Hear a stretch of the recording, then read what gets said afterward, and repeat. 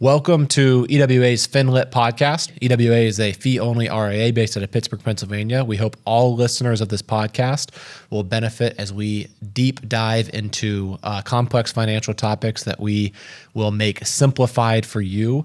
And we hope that this really serves as a catalyst so that you can make the best financial planning decisions for your family and also save time.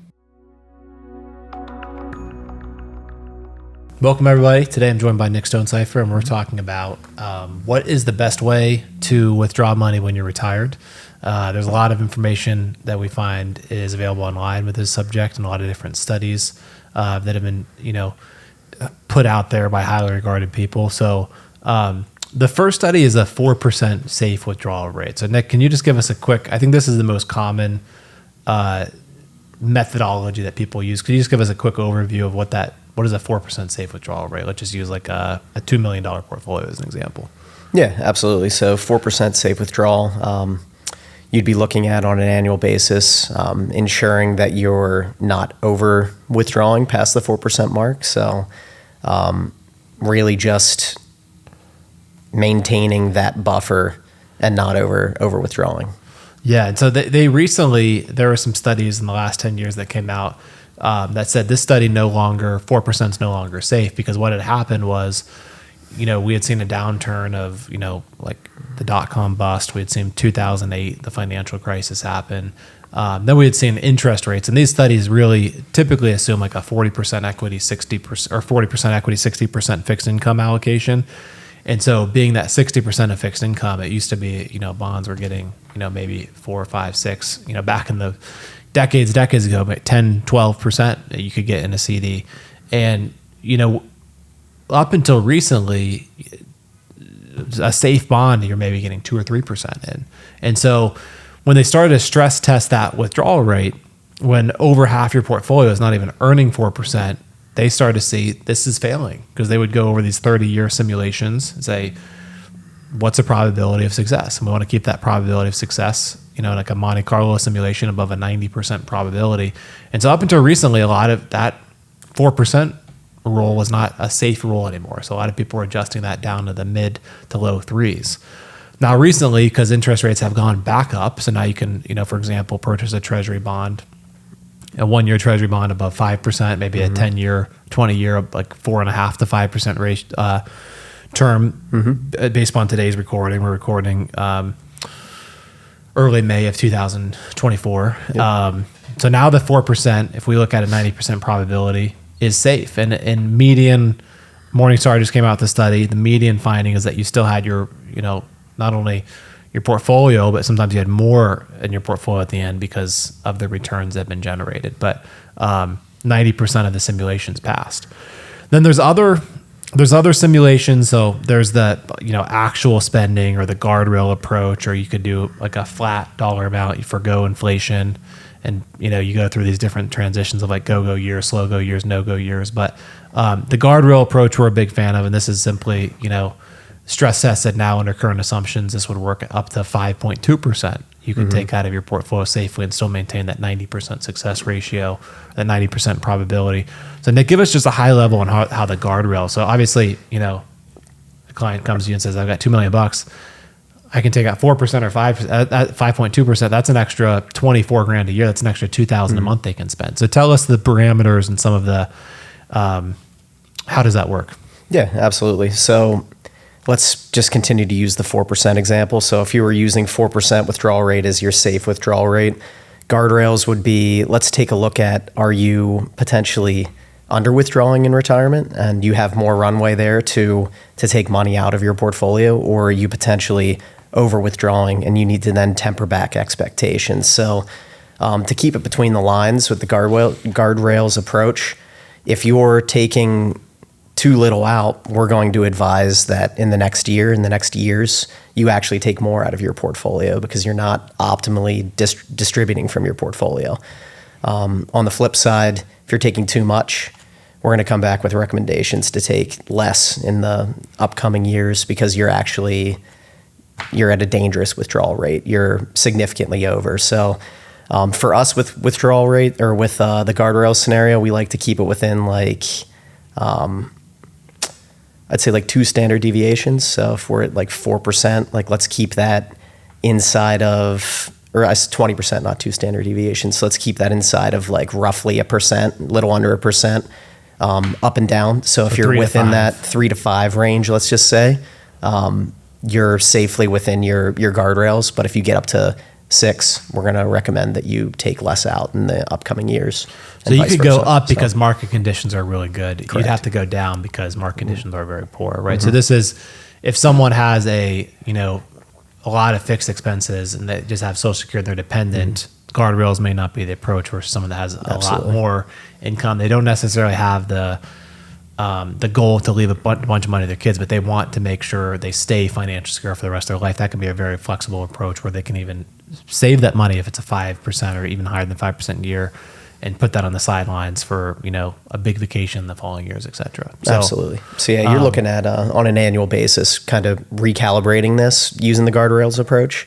Because like you said, up market, we're not taking a flat dollar amount out on an annual basis. We're taking a look at a percentage and trying to keep it within that percentage range for a safe withdrawal rate. So that will fluctuate on an annual basis based on household portfolio. Absolutely. Thanks for sharing that context, Nick. So recently, Nick and I we did a deep dive into, what is the best way. And the reason we did this, there's all these studies that have a lot of historical assumptions, but they're static assumptions. So just as an example, if you're a client of if you've had your money in a 401k and a life cycle fund where maybe internally it has 10 different asset classes, you have a large cap, a mid cap, a small cap, international, fixed income, and it's starting to get less and less aggressive when you, so maybe you started out when you were in your 20s as 100% equities, and that fund naturally gears more towards fixed income when you're closer to retirement. But the issue here is that when you retire and if you start withdrawing money,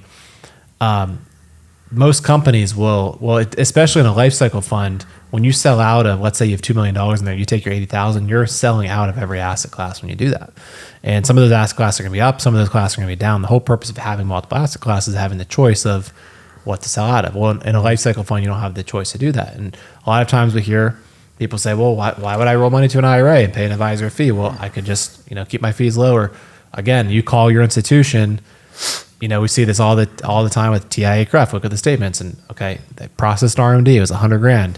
Where did the money came from? Well, they sold it pro rata out of all the holdings, and some of those were up and some of those were absolute bath. So they just basically sent you money at a loss. And they locked in that loss for the rest of your life, because once you take the money out, it's actually a loss. If you let it recover, it's never a loss. So the reason why this is so important to really have your money at the professional managed is to avoid these risks of sequence of return risk, avoiding the any kind of probability where you're not financially secure, you're even touching principal, is you have to have a strategy. So Nick, next let's go to the data. So we have the data here, which to give us the assumptions. So I think we use 1 million. We're pulling out. So what's the time frame we looked at, and then I'll go step by step into all the ones we analyzed. Yeah, absolutely. So we took a look at we ran a few different analyses, taking a look at 2000 to 2020, $1 million starting portfolio. We were looking to withdraw $50,000 annually. Every year, no matter what. Every year, no matter what. And we really wanted to optimize which asset class, which bucket we were taking the distributions out of. So we ran a bunch of different scenarios. We based this off of an 80-20 portfolio, 45% S&P 500, 10% S&P 400, 5% S&P 600, small cap, 15 into MSCI, All Country World Index, ex-USA, which is primarily developed markets. It does have some emerging exposure there as well.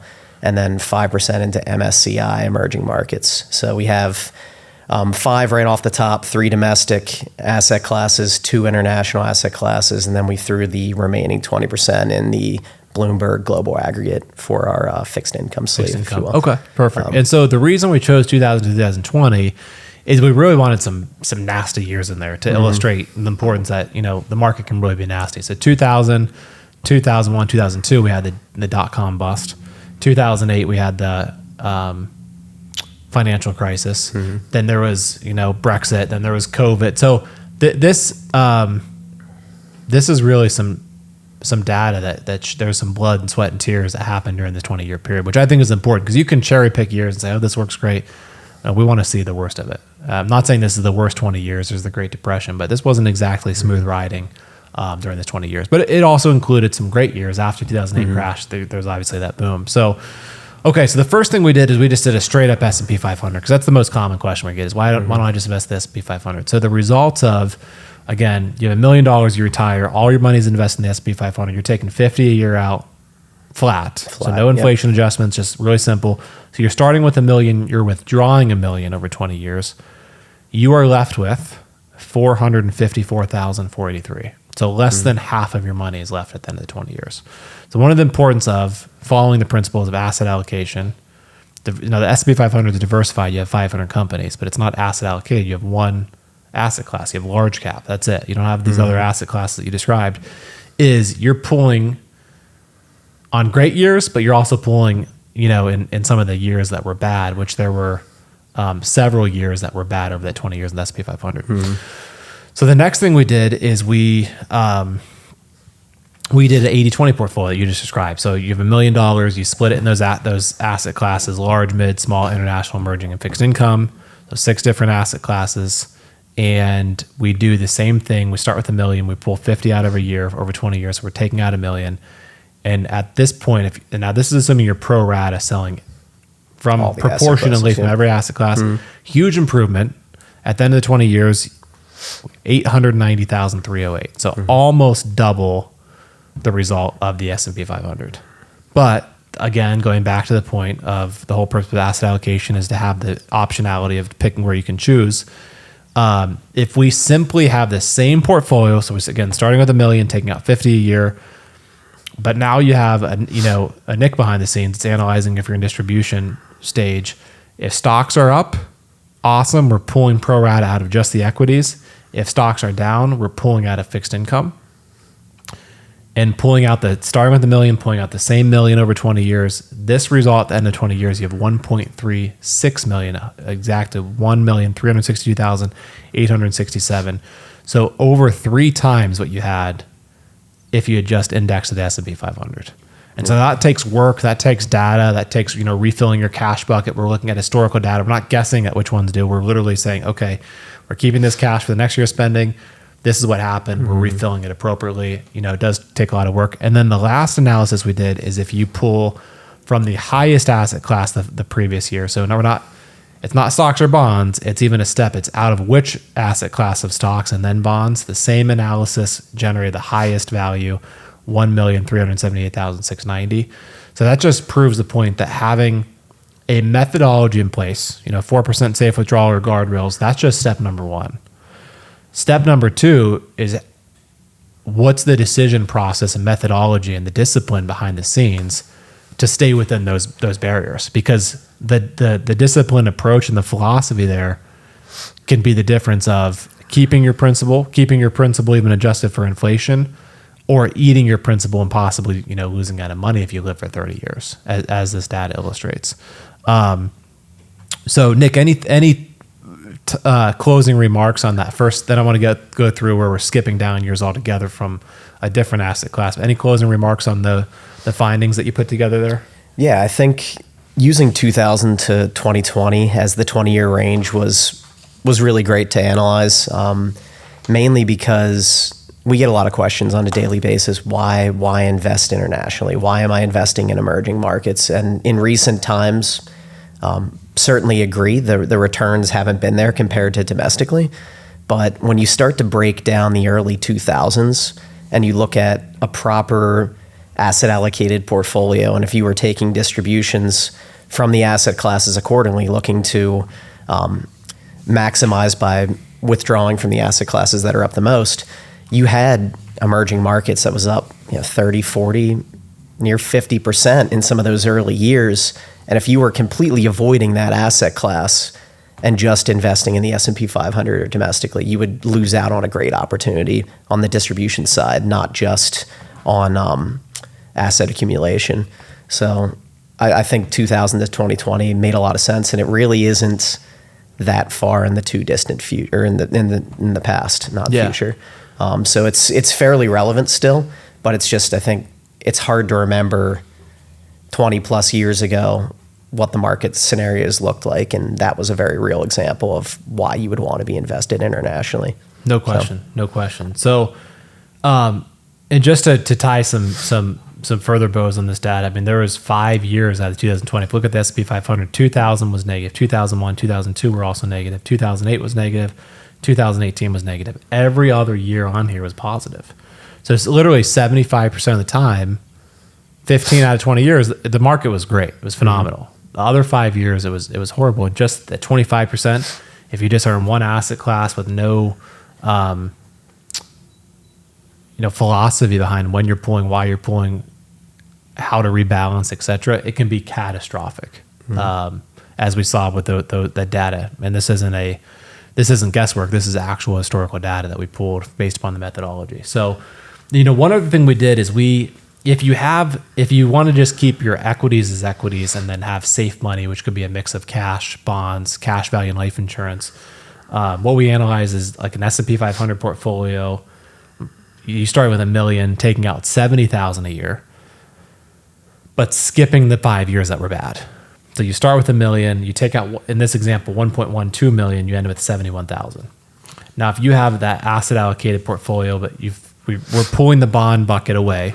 We start with $1 million, we're taking 70,000 out per year. We're skipping those 5 years. So again, we're taking out 70,000 a year for 15 years. Taking out the 1.12 million, you actually end with over $1 million at the end. So, that brings us to our philosophy where if we keep, this time-weighted bucket approach where we have at least 7 years of safe money. So for example, if you have $2 million between an IRA, a Roth, a taxable account, you've got Social Security that's between you and your spouse is paying you $4,000 a month net. Maybe you have an old pension that's paying you $2,000 a month net. Now you've just eaten up your 10 and 12% tax brackets and married filing jointly. So everything you're taking out of an IRA is coming out at 22%. Everything you're taking out of taxable accounts coming out at a capital gain rate of 15%. Everything you're taking out of a Roth is coming out at 0, but it's really careful. We don't jump up into different Medicare brackets. We don't jump up into different tax brackets.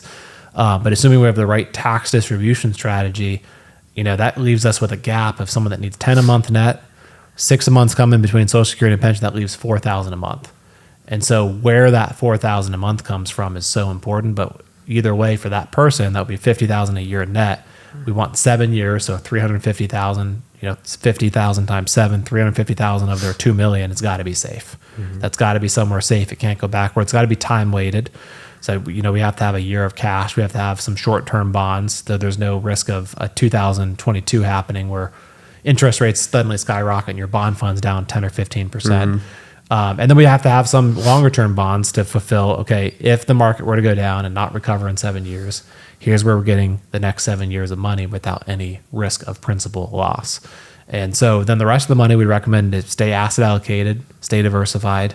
But that's really how we come up with the methodology of how to invest. And then how we execute on the back end is we have that, process behind the scenes of which asset class we're pulling from. It based upon last year's data. If the market's been great, we're pulling from equities. If the market hasn't been great, we're pulling from a short-term bond that doesn't have any loss to it. And then we're refilling, our cash buckets accordingly. But having this process in place it can be a 3x difference in how much principal you have in the back end of retirement. Absolutely. Which could lead to more spending by you where you're living. It could mean a bigger legacy to your kids. But don't leave this up for chance. I mean, the studies of 4%, 5%, that's just the first step. The execution of that in the back end and the discipline on the back end is the most important steps here. Absolutely. Thanks for tuning in to our podcast. Hopefully you found this helpful. Really hope this is as beneficial and impactful to as many people across the nation as possible. So hit the follow button. Make sure to rate the podcast and please share with any friends or family members that would also find this beneficial. Thank you very much.